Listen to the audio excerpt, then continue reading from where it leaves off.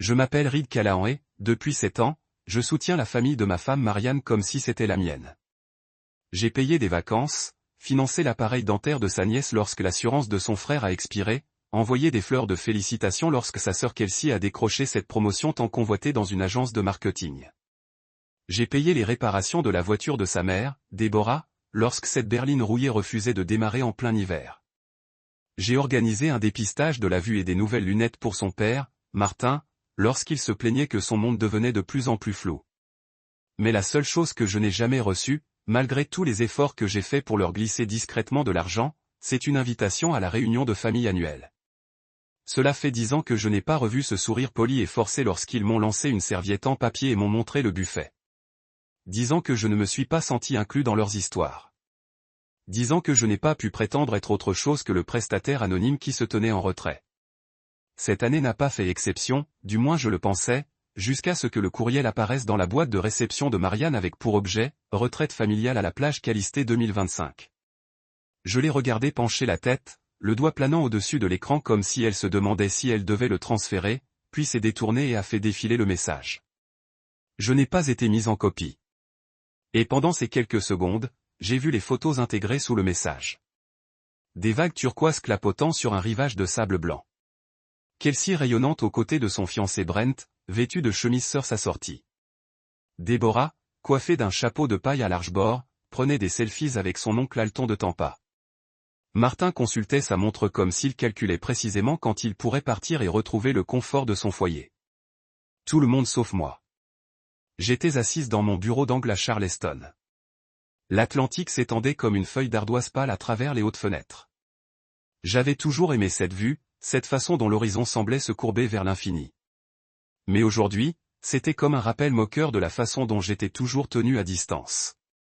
Le silence de mon bureau, d'habitude si apaisant après un tourbillon de mailles matinaux, me parut soudain pesant, oppressant. Je m'adossai au fauteuil en cuir, les doigts croisés derrière la tête, et laissai le silence s'installer autour de moi. Ce n'était pas la première fois que j'étais exclu, mais cette année, c'était différent, comme le déclic d'une serrure qui s'était trop souvent enclenchée. Je fermais les yeux et repensais au jour où j'avais acheté cette propriété en bord de mer pour qu'ils la partagent tous. C'était il y a 2 ans, juste après la saisie de leur chère maison, lorsque Deborah et Martin n'avaient pas payé les impôts fonciers. J'avais vu Marianne se mordre la lèvre tandis que ses parents expliquaient comment ils allaient réunir l'argent, et j'avais vu une lueur de désespoir dans ses yeux. Cette nuit-là, après qu'elle se soit endormie, j'ai organisé l'achat discrètement sous forme de fiducie privée et transféré la propriété à une société à mon nom. Je ne le lui ai pas dit. Je voulais que ce soit un cadeau, un geste pour mettre fin à la peur constante que l'hiver prochain, un huissier frappe à leur porte. Je leur ai simplement demandé de reconnaître un jour l'importance que ce lieu avait pour moi. Pourtant, je n'aurais jamais imaginé que cette promesse resterait en sommeil comme une graine dans le sol. Ils n'en ont jamais rien su. Marianne supposait que ses parents détenaient toujours le titre de propriété. Elle n'a jamais remis en question l'absence d'avis d'imposition, l'absence de pénalité de retard, la façon dont je faisais des remarques désinvoltes sur mes placements en fiducie, et elle m'a simplement félicité pour mon intelligence. J'ai laissé son ignorance béate demeurer intacte.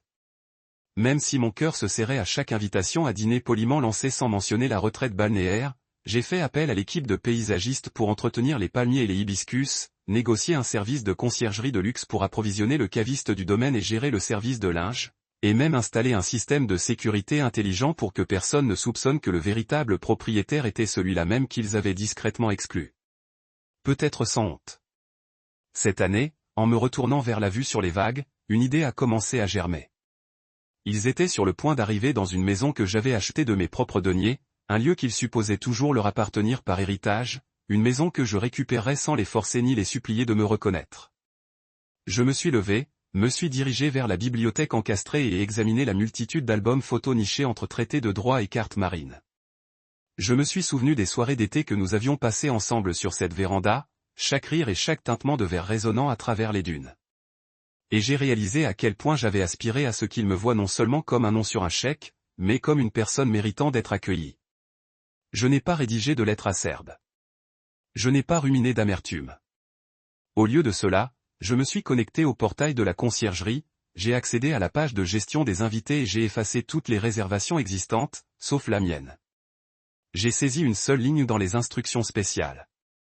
Seuls les invités de Monsieur Reed Callahan peuvent être admis.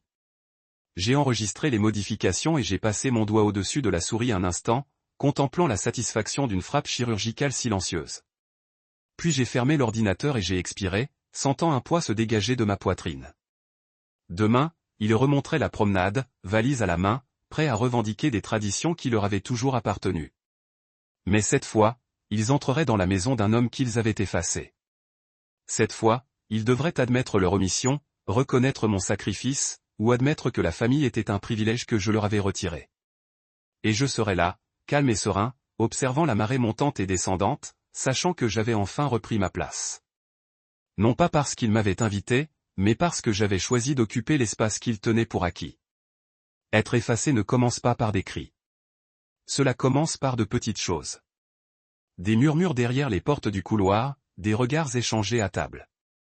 L'omission prudente de votre nom et des anecdotes où vous étiez présent. Cela commence lorsque vous entrez dans une pièce et que la voix de quelqu'un baisse juste assez. Pour que vous entendiez votre nom, mais pas la suite.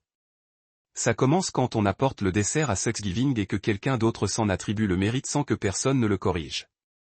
Ça commence quand votre femme sourit poliment au lieu de s'exprimer. Ça commence par un silence feignant la paix. Je ne l'ai pas remarqué tout de suite, bien sûr. Au début, j'ai accusé le travail. On disait, Reed travaille à nouveau. Quand je ne pouvais pas assister à tous les anniversaires ou dîners, je me disais que c'était logique. C'était moi qui faisais des heures supplémentaires, à gérer la logistique des factures croissantes des parents de Marianne, tout en faisant comme si mon propre stress ne m'engloutissait pas tout entier.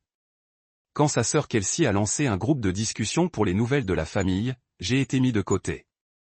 J'ai demandé un jour à Marianne si elle pensait que c'était un oubli, elle m'a adressé un vague sourire et m'a dit, « Tu ne veux pas être mêlé à tout ce drame de toute façon. » J'ai hoché la tête. Peut-être pas, mais là n'était pas la question. Avec le temps, ce n'était plus aussi subtil. Les chaises aux réunions de famille se sont raréfiées.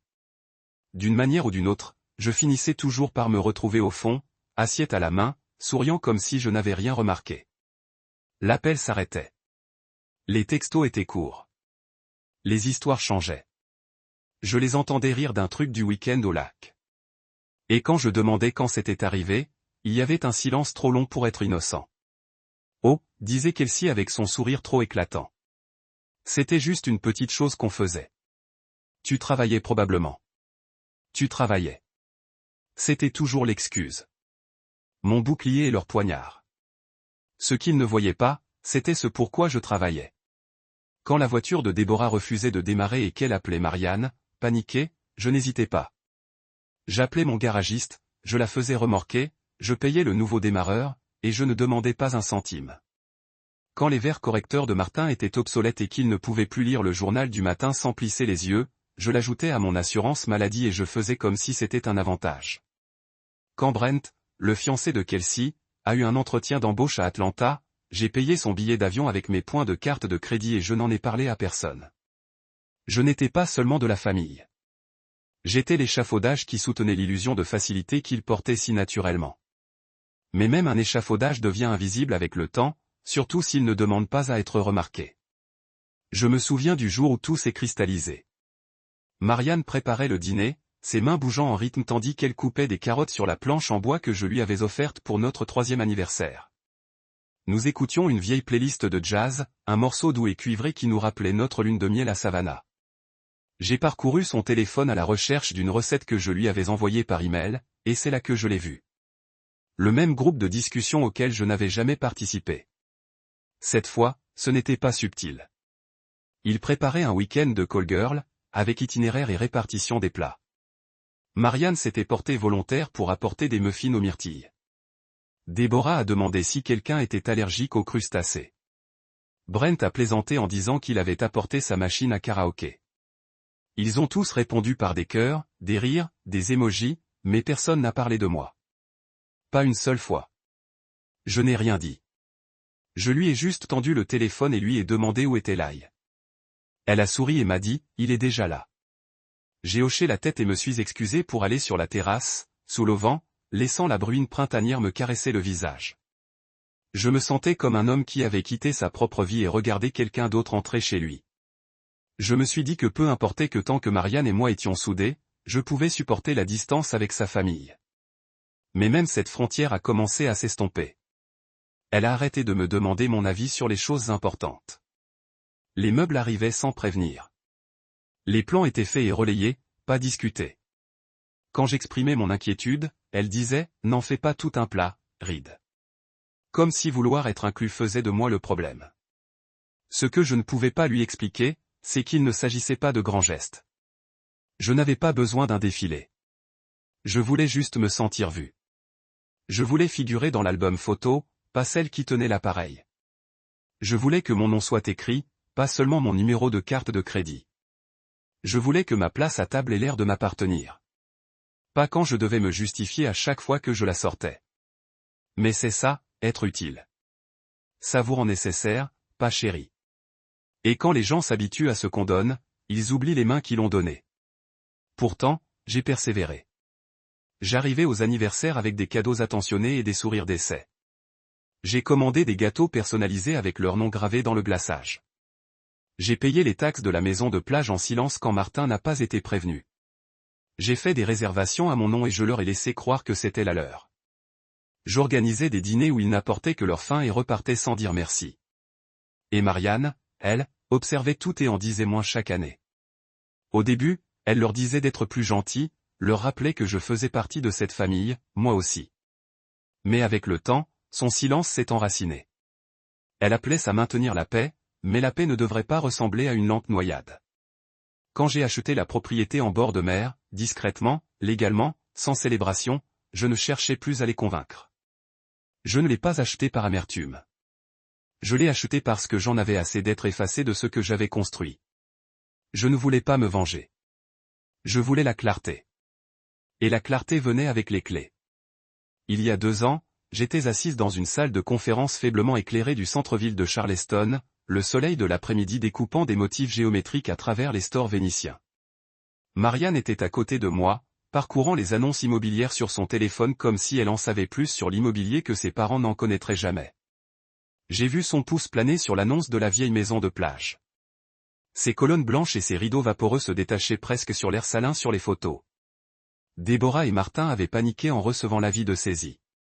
Ils m'ont supplié de leur prêter de l'argent pour payer les arriérés d'impôts, mais j'ai refusé.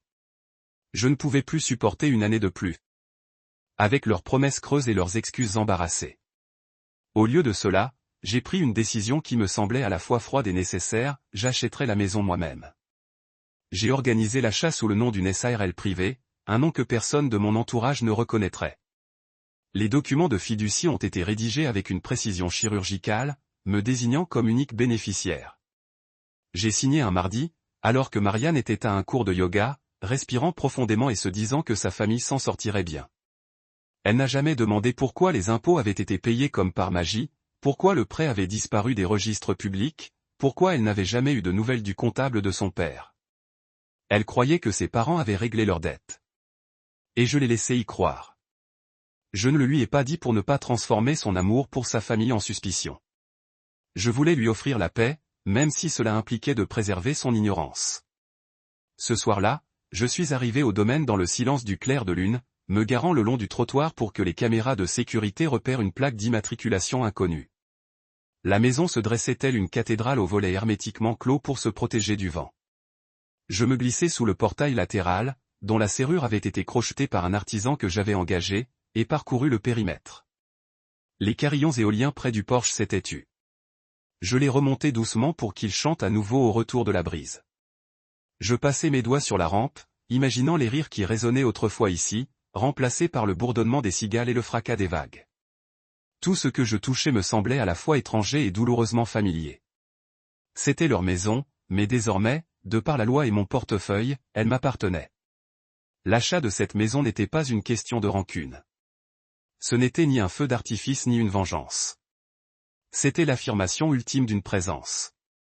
S'ils refusaient de me reconnaître, j'exigerais leur reconnaissance en devenant propriétaire. Peu m'importait qu'ils ne me remercient jamais. Ce qui m'importait, c'était qu'ils subissent les conséquences de leur indifférence. J'investis dans un service de conciergerie haut de gamme, négocier un contrat pour équiper la propriété de prestations de luxe et importer du linge de maison sur mesure monogrammé à mes initiales. Le lustre de la salle de bal avait été nettoyé, les cheminées réglées, le mur de la mer réparé. J'avais même installé un système d'entrée intelligent qui permettait de comparer les noms des invités à ma liste approuvée.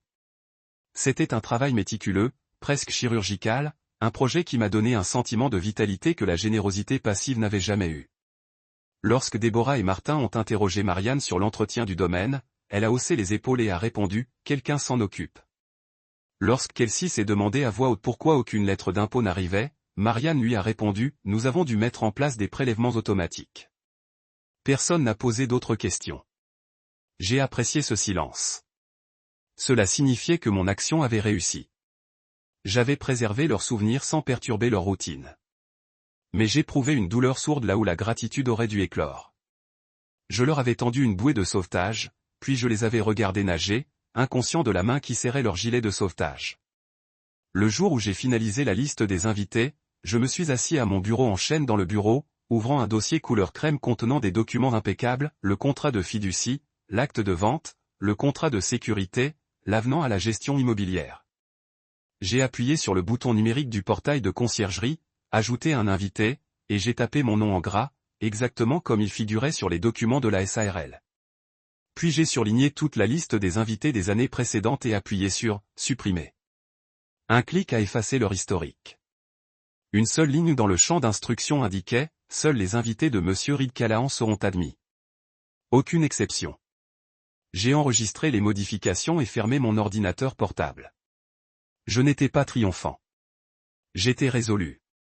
J'avais mis fin à 10 ans de négligence en un seul acte décisif. Le lendemain matin, avant l'aube, je suis retourné au domaine, non pas pour me réjouir, mais pour m'ancrer dans mon choix. J'ai traversé le grand salon. La cheminée ornée était encore ornée de guirlandes de Noël. Je n'ai jamais retiré le parquet qui brillait sous les spots encastrés. Je passai la main sur les rideaux de soie, imaginant la lumière du soleil les traversant à l'arrivée des invités. Je montai sur la pointe des pieds l'escalier en colimaçon menant à la suite parentale et m'allongeai sur le matelas ayant appartenu à des inconnus. Les draps sentaient légèrement le linge en spray et les secrets. Je fermai les yeux et inspirai, laissant la réalité s'installer autour de moi. Cet endroit m'appartient. Vendredi, à 16h17 précise, le registre du concierge enregistra la première arrivée. Un SUV blanc s'engagea dans l'allée circulaire. J'observai, à travers la vidéosurveillance, Kelsey et Brent sortirent, leurs bagages assortis traînant derrière eux. Kelsey aboya des ordres à Martin, qui regarda les portes d'entrée verrouillées et fronça les sourcils. Déborah regarda autour d'elle, perplexe, tandis que Tar, le concierge, s'avançait avec une tablette électronique. « Je suis désolé, dit Tar. Êtes-vous avec le groupe de Monsieur Reed Callahan ?» Ils échangèrent un regard, la confusion et l'indignation étincelant dans leurs yeux. « Votre réservation n'est pas valable, répéta le concierge. Le domaine est réservé exclusivement au nom de Monsieur Reed Callahan. Y couvre la ligne sur le haut-parleur. Tar, s'il te plaît, laisse-les entrer, dis-je d'une voix calme et égale. Mais ils ne sont pas sur la liste. Kelsey serra les dents lorsque je me présentai sur le porche, la brise salée me caressant les cheveux. Elle me fixa comme si j'étais une étrangère portant son cadeau de mariage. Reed, murmura-t-elle, le rouge se dissipant. Les lèvres de Déborah tremblèrent. Martin déglutit. La bravade de Brent s'évanouit lorsque je lui tendis la main. Bienvenue chez vous, dis-je doucement. La frontière entre générosité et affirmation de soi n'avait jamais été aussi nette. Je n'avais pas acheté cette maison pour effacer des souvenirs. C'était pour les cristalliser en quelque chose d'incontournable. Lorsqu'ils entrèrent, je ne les accueillis ni avec colère ni avec des mots. Je tins simplement la porte ouverte et ils entrèrent dans une maison dont chaque document portait mon nom. Leur surprise résidait dans la justice silencieuse que je n'avais jamais exigée, mais que j'avais méritée. Et lorsqu'ils franchirent le seuil, je sentis la maison expirer. Un souffle profond et sonore, celui d'une permission accordée selon mes propres conditions. Je réalisais que les actes ne sont pas que des papiers, mais des déclarations d'estime de soi. Cette fois, la maison répondit. J'arrivai au domaine une journée entière avant la date prévue des retrouvailles, non pas pour espionner ou fomenter des histoires, mais simplement pour me familiariser avec le lieu que j'avais revendiqué. Le soleil de fin d'après-midi perçait obliquement à travers les pins majestueux bordant la promenade, projetant de longues ombres sur le paysage blanchi à la chaux. Je coupai le moteur de ma berline et sortis, fermant la portière avec un léger clic qui sonna comme un avertissement. Le silence était absolu, à l'exception du grondement lointain de l'Atlantique et de quelques mouettes tournoyant au-dessus de ma tête. Je respira la brise salée et sentis, pour la première fois depuis des années, que l'air m'appartenait. Poussant la lourde porte d'entrée, j'entrai dans le grand salon et m'arrêtai au milieu du sol en marbre. Le lustre au-dessus de ma tête brillait d'une douce chaleur, illuminant le plafond voûté et le mur de fenêtres qui encadrait la mer. Je me tournai lentement, absorbant chaque détail. Les meubles sur mesure encastrés dans les étagères. La commode usée près de la cheminée. Les fauteuils en velours moelleux disposés face aux vagues déferlantes. Chaque souvenir, des étés passés à courir après mes nièces sur la pelouse aux nuits de conversation chuchotées autour d'un feu de joie, me semblait comme des fils tissés dans la structure même de la maison. Maintenant, ces fils étaient à moi. Je déambulais dans chaque pièce, éprouvant une tendresse inattendue pour des lieux ayant appartenu à des inconnus. Dans la salle à manger, la longue table en acajou brillait, ses couverts soigneusement disposés attendant le cliquetis des ustensiles et les rires. Je passai la main sur sa surface polie, imaginant la douzaine d'invités qui allaient bientôt arriver, inconscient du changement de propriétaire. À l'étage, je testai la douceur des draps d'une des suites d'invités, les tirant doucement et inspectant le pli soigné des coins. La pièce sentait légèrement la lavande, provenant des draps de l'automne dernier. Preuve, je souris intérieurement, que quelqu'un avait préparé cette maison à accueillir d'autres personnes. Maintenant, elle allait m'accueillir. Dans la cuisine, je goûtai l'eau glacée qui coulait du robinet et ouvris le réfrigérateur en inox pour jeter un œil aux provisions qui s'y trouvaient, fromages artisanaux, edge-push-sido, fruits bio. Je sortis une bouteille de champagne fraîche de la glacière intégrée et sentis son poids dans ma main, preuve tangible de mes investissements, des contrats négociés, des fonds alloués, des nuits passées au téléphone à trouver des fournisseurs. Je fis sauter le bouchon avec un soupir étouffé et me servis un verre, dont l'effervescence se recroquevilla comme une petite célébration rien que pour moi. Je me tournai vers l'océan, levai la flûte et murmurai à la solitude gagnée. Les bulles me chatouillaient la gorge tandis que je buvais, sans aucune amertume. Seule une satisfaction tranquille m'habitait, la sérénité de la propriété. Après avoir terminé mon champagne, je remis la bouteille et sortis sur le large porche où des carillons éoliens vibraient en guise de bienvenue. Je laissai la porte se refermer derrière moi, occultant l'intérieur soigné, et me dirigeai vers la rambarde. Le ciel s'orienta vers le crépuscule, les nuages rougissant aux dernières lueurs du jour. Je m'appuyai sur la rambarde et fermai les yeux, écoutant le souffle de la mer. C'était mon sanctuaire, bâti sur les fondations de mon travail et de ma détermination. Je laissai la paix m'envahir, me fortifiant pour le moment où j'accueillerais ceux qui m'avaient autrefois exclu. Alors que le crépuscule s'épaississait, je me rendis dans le village balnéaire voisin et trouvai un petit café avec des tables en bois patinées sur une terrasse en briques. Je m'installai à l'une d'elles face au port, commandai un café et sortis mon téléphone pour consulter une dernière fois le registre des clients. Il n'y indiquait toujours que mon nom, celui de locataire principal, Reed Callahan. Aucune autre entrée. Ma poitrine se serrait à l'idée de tout cela. Au moment où la première voiture s'engagerait dans l'allée et où le concierge demanderait « Êtes-vous du groupe de Monsieur Callahan ?» Je me suis souvenu des mots privés que j'avais laissés sur le portail de la conciergerie. Aucune exception, seulement des invités que j'approuve. Chaque syllabe brûlait dans mon esprit, témoignage des limites tracées et du respect imposé. Je sirotais lentement mon café, la chaleur douce amère me rappelant pourquoi j'avais choisi cette vie pour investir dans un endroit qui reconnaissait ma valeur. Mes pensées se tournèrent vers Marianne. Comment réagirait-elle en apprenant la vérité? Se sentirait-elle trahie ou comprendrait-elle enfin la profondeur de ma générosité? J'espérais que les choses seraient claires entre nous, débarrassées des suppositions et des frustrations inexprimées. J'ai tapoté l'écran et rédigé un message. Rendez-vous au domaine demain à 16h15. Habillé confortablement, j'ai hésité, puis je l'ai envoyé, voyant l'icône de livraison se transformer en un simple chèque. La conversation était terminée avant même d'avoir commencé. La nuit tombait autour de moi. Des lanternes brillaient le long de la promenade menant au domaine tandis que je rentrais chez moi sous un ciel étoilé. De retour à mon appartement de Charleston, j'ai préparé mes vêtements pour le lendemain. Un blazer bleu marine impeccable, un jean parfaitement ajusté et une écharpe légère qui flottait au vent comme un délicat ornement. J'ai rempli un petit sac de produits de toilette, ne laissant que l'essentiel. Après tout, il ne s'agissait pas de confort. Il s'agissait de témoigner. Demain, ils arriveraient, chacun portant le poids de ses propres attentes. Demain, ils entreraient dans une maison qu'ils croyaient leur appartenir de droit. Demain, ils découvriraient le contraire. Avant que le sommeil ne m'envahisse, j'ai fermé les yeux et j'ai imaginé les visages de Déborah, Martin, Kelsey et Brent, debout sur le seuil, parcourant le registre, constatant que leur nom n'y figurait plus. J'ai imaginé le rouge de confusion sur les joues de Déborah, la posture raide de Martin, l'inspiration brusque de Kelsey et la bravade forcée de Brent. Et au-delà de leurs expressions stupéfaites, j'ai vu mon reflet, non plus le fantôme des photos de famille, mais un homme qui avait repris possession de ce qu'il avait construit. Au matin, la maison les attendrait portes ouvertes et une autorité tranquille. Et moi, Reed Callahan, je me tiendrais prêt à les accueillir à ma façon, saluant les fantômes avec les clés de mon propre sanctuaire. Les phares du SUV ont traversé l'allée au moment même où je m'installais sur un banc en fer pourri près de la Rose Arbor. Même de loin, j'ai reconnu la silhouette nette de Brent à travers le pare-brise, tandis qu'il aboyait quelque chose au conducteur. Les lèvres de Kelsey étaient pincées, cette même moue de défi qu'elle arborait toujours lorsqu'elle donnait des ordres, et Déborah pressa sa main contre la vitre, comme pour sentir son propre reflet avant de s'aventurer dans l'inconnu. Martin restait sur la banquette arrière, son expression indéchiffrable derrière les vitres teintées. La brise marine apportait une saveur salée et quelque chose de plus riche, l'anticipation. Je me penchai en avant, joignis les mains et observai chaque mouvement comme si je les voyais pour la première fois.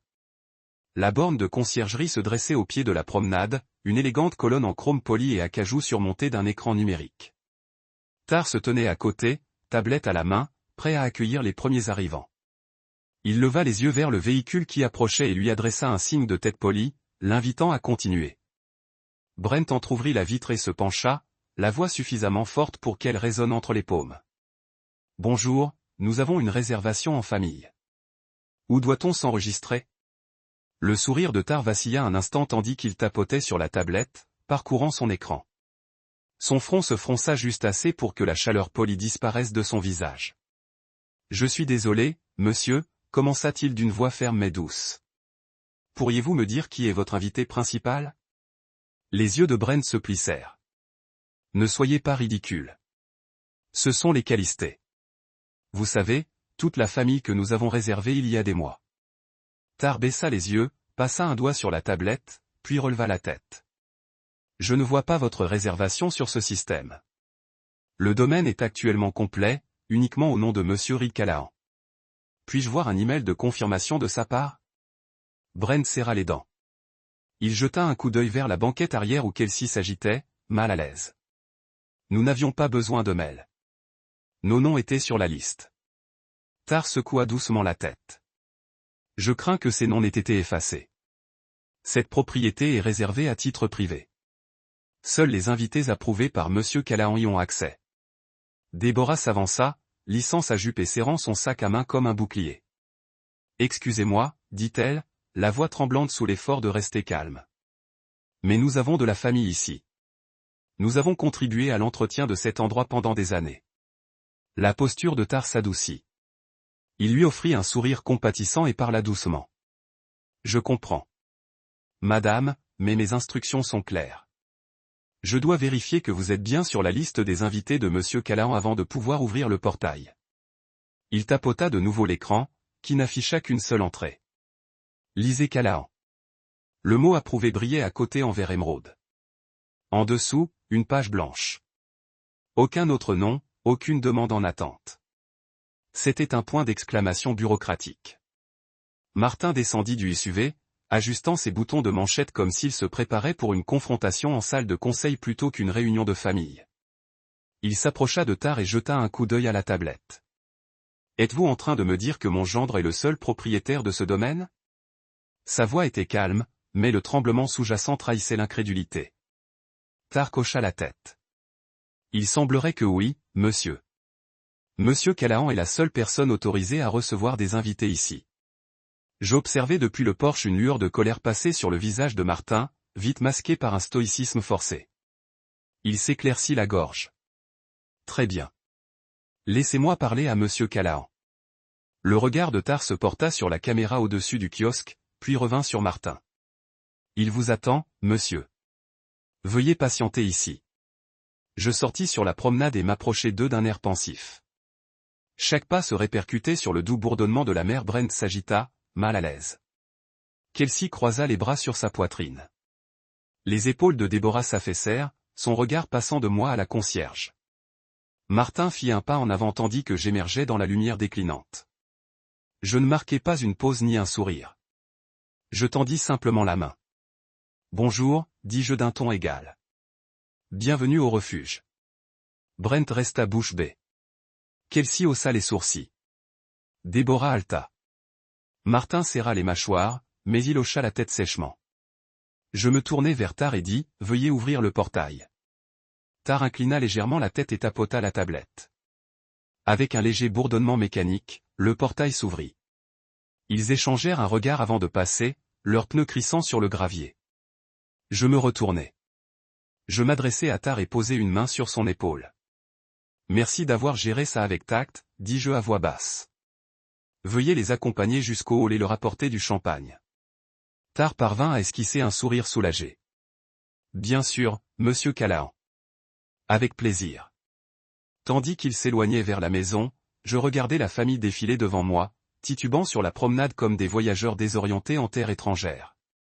Je laissai la porte se refermer derrière eux et m'appuyai contre la balustrade du porche, les bras croisés. La maison était silencieuse, ses fenêtres reflétant les dernières lueurs du coucher de soleil, comme si elle aussi retenait son souffle. À l'intérieur, le personnel de conciergerie se déplaçait comme des hôtes bien formés, guidant Déborah vers un salon chaise en velours dans le hall et lui offrant une flûte de champagne.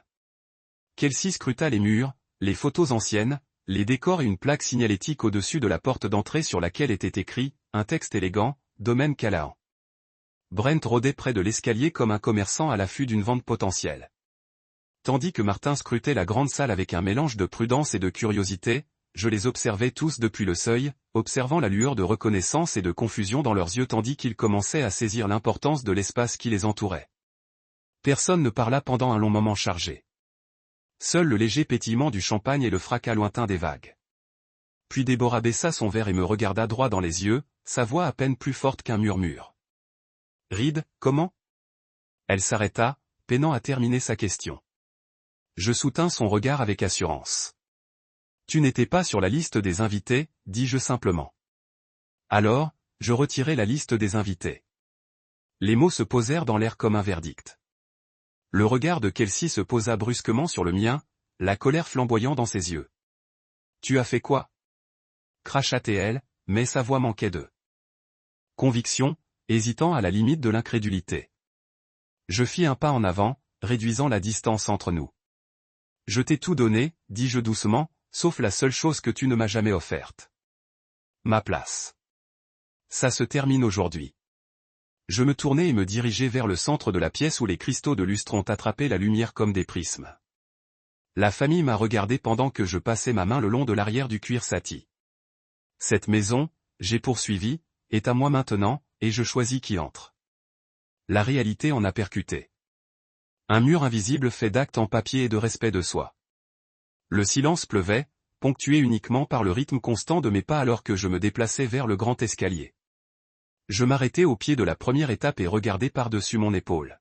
« Profitez de votre séjour, dis-je, ma voix calme, car à partir de maintenant, chaque réunion est par mon invitation. » Avec cela, j'ai monté l'escalier, les laissant absorber le poids de ma décision.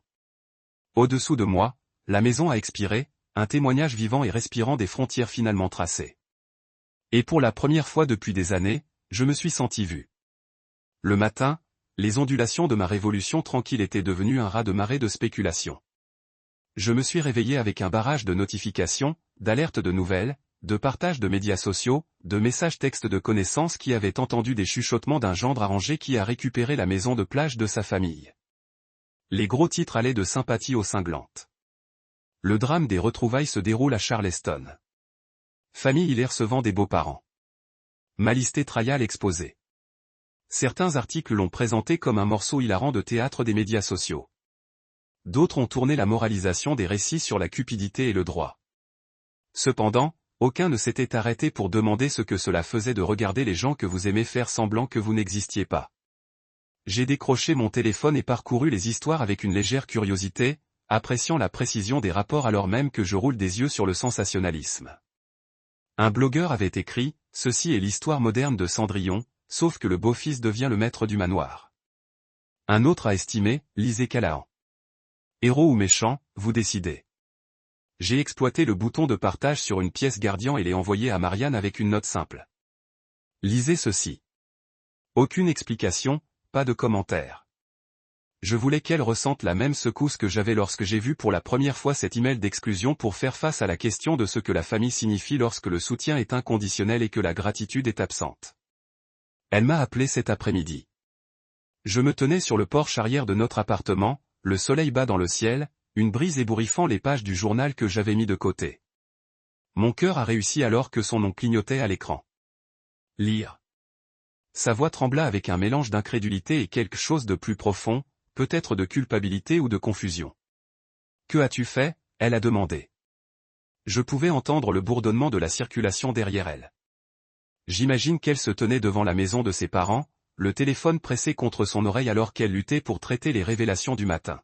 « Je n'ai rien fait de dramatique, dis-je, appuyant contre la balustrade. Je viens de mettre à jour la réserve. » Les confessions semblaient absurdes dans sa simplicité, mais c'est le noyau de la vérité qui avait déclenché le spectacle entier.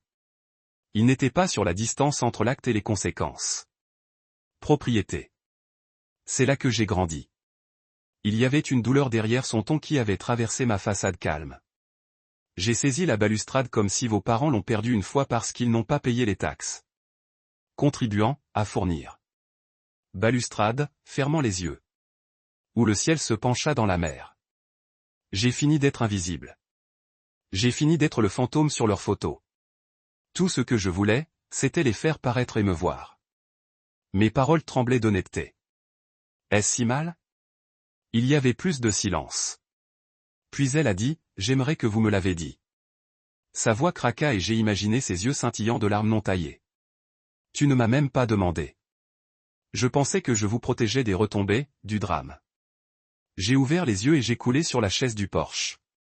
Le papier a dérivé sur mes genoux. La lumière de l'après-midi a dansé à travers l'eau. Je voulais vous épargner l'embarras. Marianne soupira.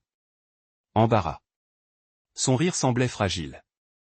Tu penses que je suis plus gêné pour eux que pour toi? Ma poitrine s'est resserrée. J'ai avalé. Je ne sais pas ce que tu ressens.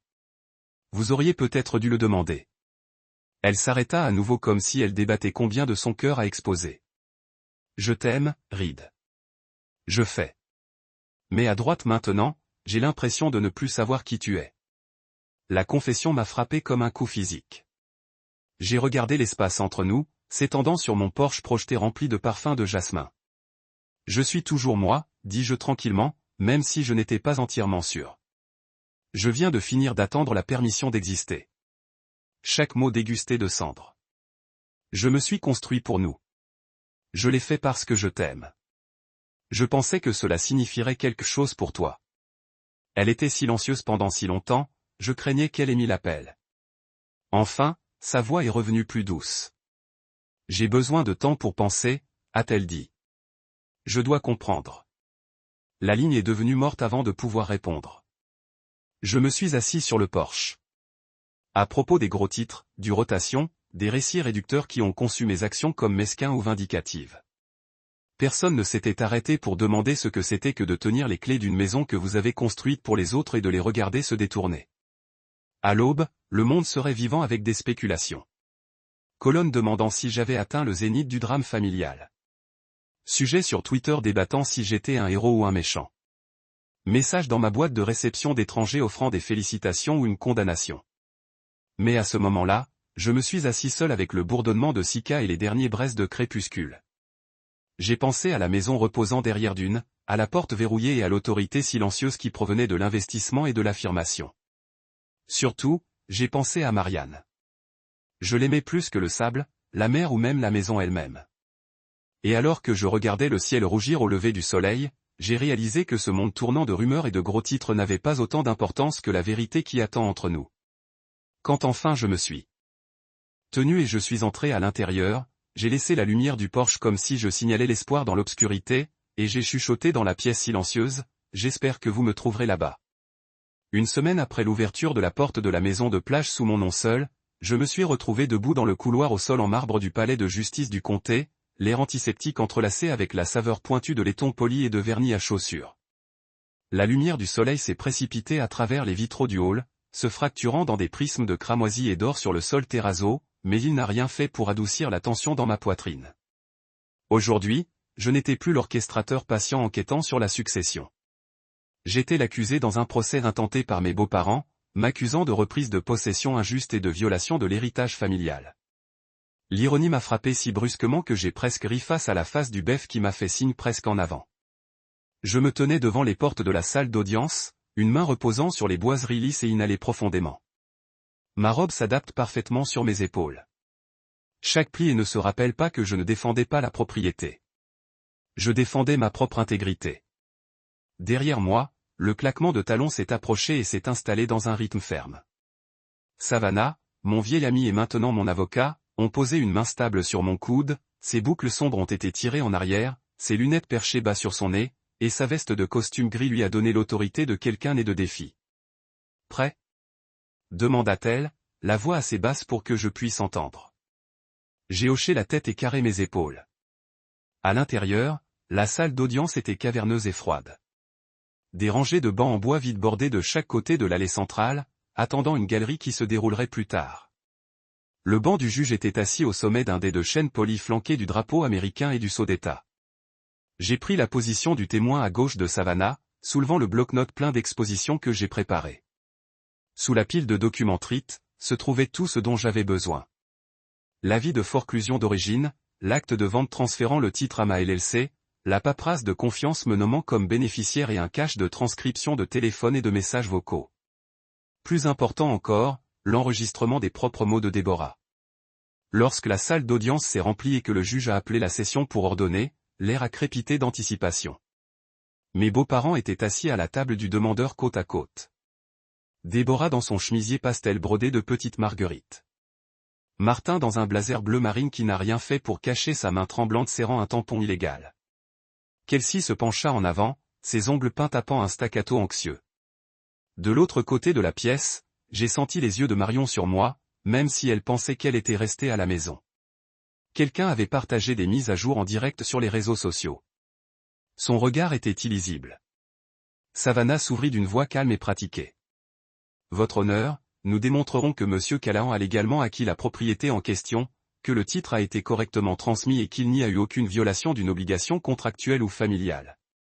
En outre, nous présenterons des preuves claires montrant que les plaignants n'ont jamais possédé une participation valide au moment de l'achat. Elle s'arrêta, laissant ses paroles s'installer avant de me faire signe. Quand je me suis approché du banc, l'air était soudainement resserré. Savannah m'a remis la pièce à, l'avis de forclusion avis tamponné de défaut daté exactement 3 mois avant mon achat. Je l'ai soutenu pour l'inspection du juge. Votre honneur, cet avis a été signifié aux propriétaires précédents, mes beaux-parents, en raison du non-paiement des impôts fonciers. Aucun recours n'a été offert à temps et la propriété a été légalement saisie. Après le processus d'enchère du palais de justice ouvert à tous les soumissionnaires, ma LLC a soumis l'offre gagnante et payé en totalité. J'ai placé l'exposition sur le stand des preuves, en faisant attention de ne pas laisser les pages secouer. L'avocat du demandeur Rose, son costume sur mesure qui s'accroche à lui comme une armure. Il a tenté de remettre en question la validité de la fiducie, affirmant que ma LLC constituait une transaction d'initié non divulguée conçue pour contourner les droits de succession familiale. J'ai regardé le rythme avant la boîte de jury, citant des sections arcanes de droit immobilier. Mais lorsque Savannah l'a contre-interrogée, elle a démantelé chaque objection avec une précision méticuleuse. Elle lui a demandé de produire tout acte antérieur montrant que Déborah ou Martin détenaient un titre clair après la vente aux enchères de forclusion. Il a tâté, ne produisant qu'une photocopie de la déclaration fiscale de l'année dernière et un acte de vente daté des années plus tôt, tous deux sans rapport avec la chronologie de la forclusion. Puis est venu au moment où j'avais répété plus de fois que je ne pouvais compter. Savannah s'est tournée vers moi et a dit, « Monsieur Callahan, veuillez jouer à l'enregistrement que vous avez fourni au tribunal. » J'ai appuyé sur le jeu sur l'enregistreur vocal numérique et le silence de la salle d'audience s'est approfondi. La voix de Déborah a émergé, nette et dédaigneuse. Ne vous inquiétez pas pour Reed. Nous allons le congeler jusqu'à ce qu'il abandonne. Il est juste un portefeuille avec des jambes. Les mots résonnaient à travers la pièce. Chaque syllabe une confirmation de l'indifférence que j'avais endurée. J'ai senti quelque chose en moi changer. Ce n'est plus amer, mais non pénétré alors que la vérité résonnait contre les murs panoramiques. Après la fin de l'enregistrement, j'ai remis l'enregistreur et j'ai rencontré les yeux de Déborah. Elle détourna les yeux, les lèvres pressées. Savannah suivie par l'introduction de la pièce B, des recettes de paiement pour les évaluations fiscales, démontrant que j'avais payé chaque facture fiscale ultérieure. Pièce C, correspondance au service du concierge et relevé bancaire montrant les transferts de fonds pour la maintenance. La précision de ces dossiers n'a laissé aucune place pour le doute. J'ai récité chaque date, chaque transaction calmement et méthodiquement comme si la lecture des passages d'un journal a documenté mon engagement, pas ma transgression. Le juge se pencha en avant, ajustant ses lunettes tandis que Savannah a résumé notre position. Votre honneur, le processus de forclusion était légal et public. La vente a été effectuée selon statut. L'acquisition de M. Callahan a éteint tous les prix et intérêts antérieurs. Il n'y a aucune base pour les réclamations du demandeur. Elle a fermé son dossier avec un claquement décisif, ses yeux ne quittent jamais le visage du juge. La salle d'audience se tut tandis que le juge tapota son gavel.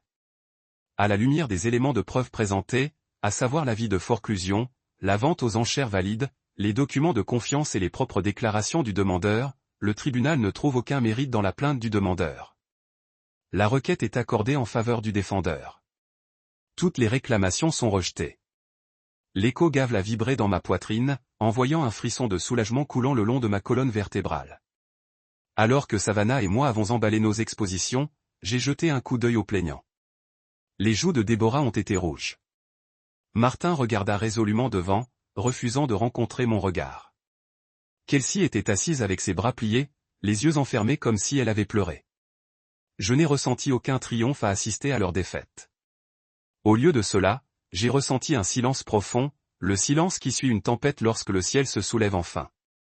Nous avons quitté la salle d'audience sur le soleil de l'après-midi, où l'air humide portait les sons lointains des mouettes. Savannah m'a applaudi sur l'épaule. Vous l'avez fait, dit-elle tranquillement. J'ai hoché la tête, mon cœur battant toujours l'intensité du procès. Nous l'avons fait, corrigeai-je, un petit sourire tirant sur les coins de ma bouche. Alors que nous atteignions la voiture, j'ai tiré l'enregistreur de ma poche et je l'ai étudié une dernière fois. Ce n'était pas seulement des preuves d'actes répréhensibles. C'était la preuve que les mots comptent, cette validation peut être armée pour maintenir la justice. Je l'ai glissé dans ma veste et j'ai fermé la porte. En s'éloignant du palais de justice, j'ai regardé le paysage urbain s'évanouir derrière moi.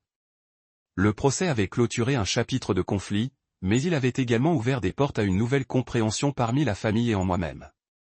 J'ai réalisé que la salle d'audience n'était pas uniquement un champ de bataille pour les droits de propriété. C'était un miroir reflétant le respect que j'ai finalement exigé et la paix que j'ai gagnée par la vérité. Alors que la voiture émergeait sur l'autoroute, j'ai inspiré l'air de celle qui dérive du port et je savais que ce verdict, comme l'acte au domaine, était plus que du papier. C'était l'affirmation de ma place dans le monde que j'avais construit. Je suis retourné dans le domaine seul, le soleil de l'après-midi jetant de longues ombres à travers la cour, comme si la maison elle-même avait reconnu ma présence. La porte lourde s'est clôturée avec un clic en sourdine derrière ma voiture, et je suis entré sur le chemin du gravier, respirant l'odeur familière de l'air salé et des fleurs de magnolia. Chaque planche de la promenade, chaque galette scalope sur le toit, semblait chuchoter, « Bienvenue à la maison ». Je me suis arrêté au pied des marches et j'ai laissé la brise emporter le résidu des batailles d'audience et des conversations mal à l'aise, ne laissant que cet endroit que j'avais forgé de l'exclusion et de la détermination. À l'intérieur, la salle d'entrée se sentait silencieuse, comme si les murs retenaient leur souffle. J'ai atteint le bouton de porte cristalline, le même que j'avais tourné il y a tant de nuits lorsque j'ai interrogé les pièces silencieuses et poussé la porte. Le plafond vagé du hall s'étendait au-dessus de moi. Les lustres prismes diffusant la lumière comme des taches de l'aube. Je me tenais au centre du sol en marbre, mon reflet se reflétait dans la surface polie. Cette maison me connaissait.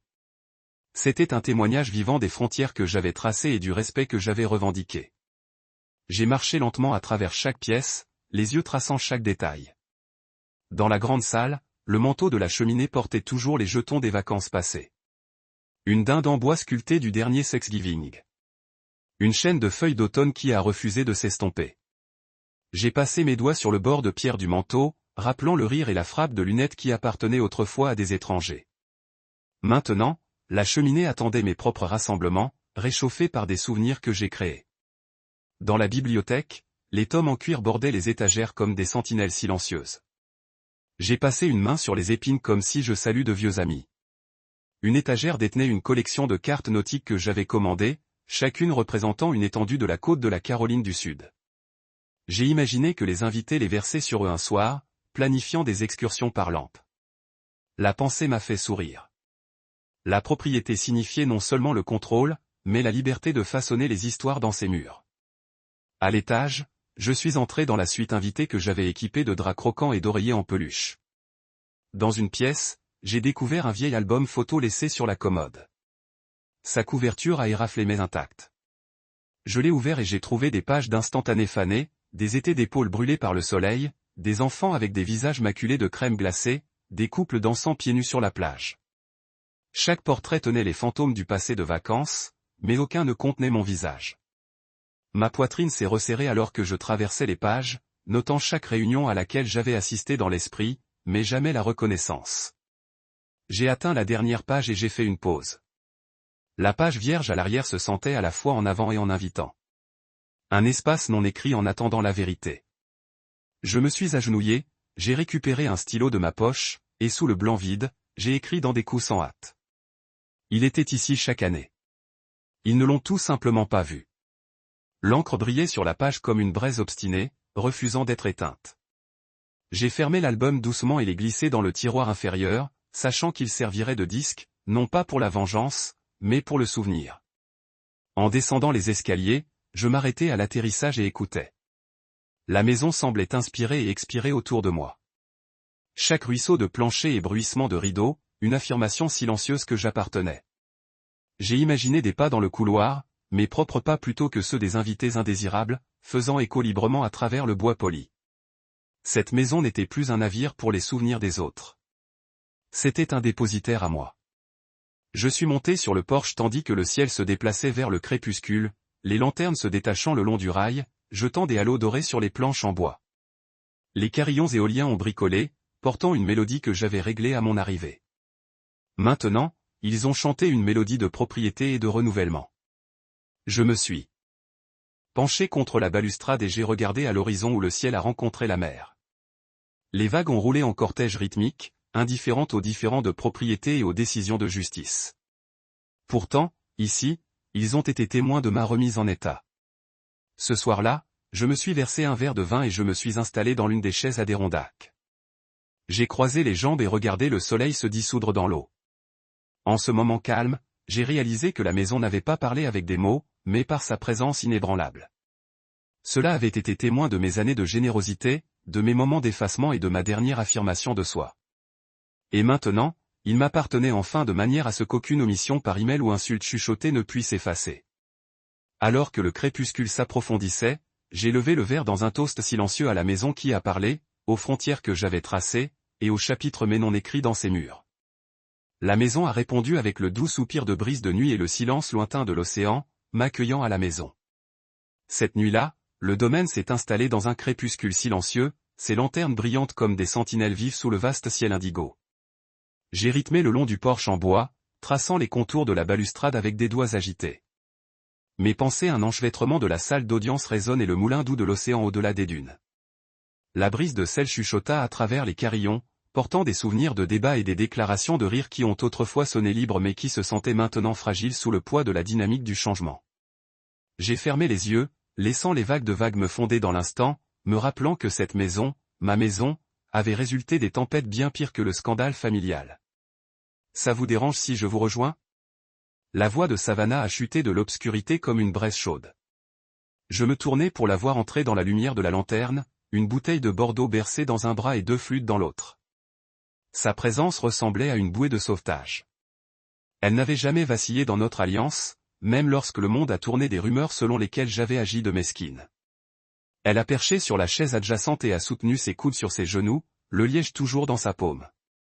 Pour être invisible jusqu'à ce que vous ne l'êtes pas, a-t-elle dit, tordre le liège libre avec un film pratiqué. Je lui ai offert l'une des flûtes.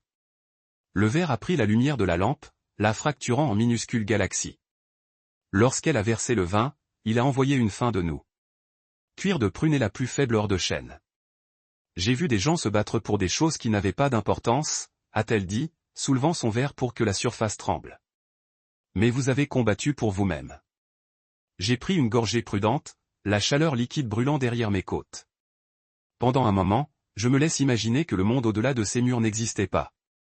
Pas de texte en colère, pas de gros titres sensationnels, pas de regard persistant des membres de la famille qui ont remis en question mes motivations. Juste le porche, le vin et le regard constant de Savannah. Elle se pencha en avant, ses yeux se rétrécissant de cette façon lorsqu'elle a évalué le cas avec des questions tacites. Vont-ils revenir?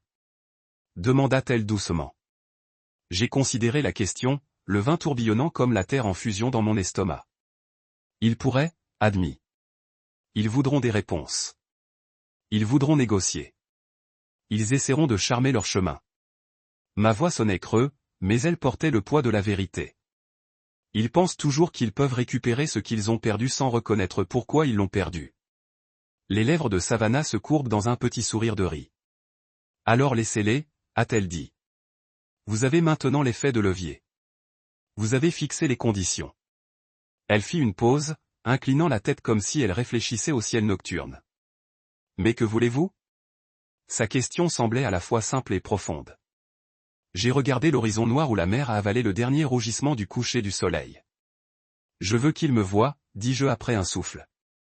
Pas le fournisseur, pas le partenaire passif, mais l'homme qui a construit cet endroit et l'a revendiqué pour lui-même. Je veux une reconnaissance, pas des excuses. Les mots se sont installés entre nous comme un vœu résonnant dans les salles vides. Nous nous sommes assis en silence pendant plusieurs minutes, partageant cette communion sans parole qui vient des années d'amitié. Les seuls sons étaient la boucle douce de nos lunettes lorsque nous les déposons et le sisuru éloigné des marées agitées. Savannah tendit la main et posa sa main sur la mienne, le contact chaud et rassurant. Alors laissez demain venir, a-t-elle dit. Et rappelez-vous, vous n'êtes pas seul dans ce domaine. J'ai donné à sa main une douce pression, reconnaissante pour sa loyauté inébranlable. Derrière nous, la maison a expiré, une souffle si faible que je l'ai presque manqué. Le voyant de la lanterne se détachait contre le revêtement comme si le bâtiment lui-même était d'accord avec le conseil de Savannah. Il se tiendrait à côté de moi à travers chaque négociation, chaque confrontation, un partenaire silencieux se sont tissés dans les poutres et les planches. J'ai senti que mes épaules se détendre pour la première fois depuis des jours. J'avais creusé un espace pour moi ici, non seulement sur le papier, mais dans la chair et la mémoire. Cette vérité était à moi, renforcée par les courants inébranlables de l'océan. Savannah a drainé son verre et sa rose, m'offrant une main. Je l'ai pris et je me suis tenu, les planches grinçant sous mes pieds comme un vieil ami me saluant. Elle passa un bras autour de mes épaules et hocha la tête vers les pièces qui brillaient derrière nous.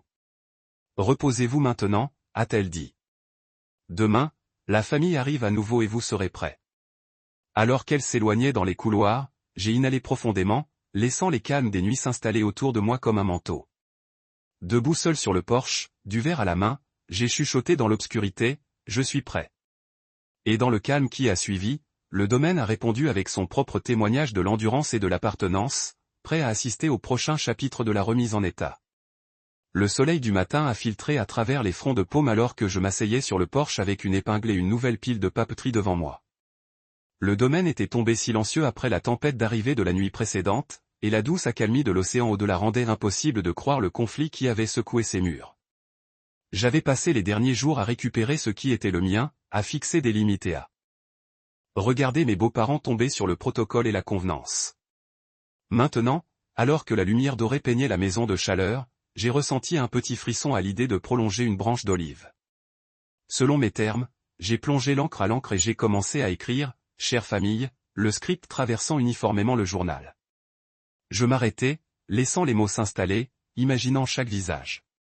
L'hésitation de Déborah s'épanouit, les plis prudents de Martin, Kelsiès a enseigné les expressions, la bravade forcée de Brent.